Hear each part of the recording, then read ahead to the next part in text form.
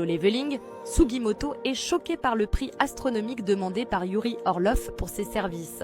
Le chasseur russe affirme avec assurance qu'il peut sauver le Japon pour 3,6 milliards de dollars par an, en précisant que c'est bien moins que ce que Thomas André exigerait. Minoru se tourne vers Kanae et lui demande si elle comprend le russe ou si elle a une idée de ce que ce type raconte. Kanae avoue qu'elle ne comprend pas, mais que cela ne semble pas bon. Yuri défie Sugimoto en lui demandant s'il va sauver son pays à ce prix ou laisser tomber pour économiser de l'argent. Il leur fait comprendre qu'ils n'ont même pas de quoi négocier et même s'ils se mettaient à le supplier à genoux, ça ne suffirait pas. Sugimoto, intrigué par l'assurance de Yuri, lui demande s'il est vraiment aussi puissant qu'il le prétend. Yuri répond simplement « évidemment » et se vante qu'il est plus utile que 100 de ses petits gars derrière lui en parlant de Minoru et Kanae. Les autres chasseurs de rang S restent tendus. Bien qu'ils ne comprennent pas les mots de Yuri, ses intentions sont claires. Soudain, une barrière magique se forme autour d'eux. Yuri déclare qu'ils ne pourront plus bouger sans son autorisation. Il les défie. Essayez de sortir si vous le pouvez.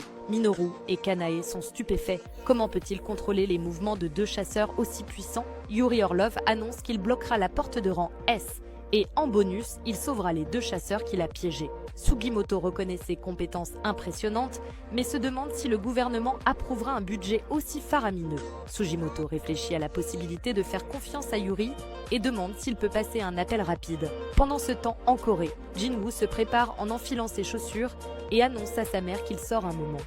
Inquiète, elle lui demande s'il y a quelque chose dont elle doit se soucier. Jin la rassure et lui dit qu'il a une promesse à tenir.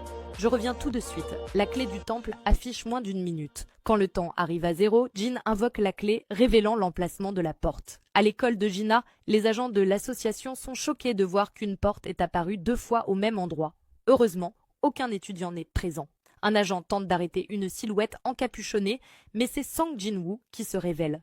Il demande depuis combien de temps la porte est ouverte. 3 jours. Jin panique. Il pensait que l'emplacement allait lui être révélé.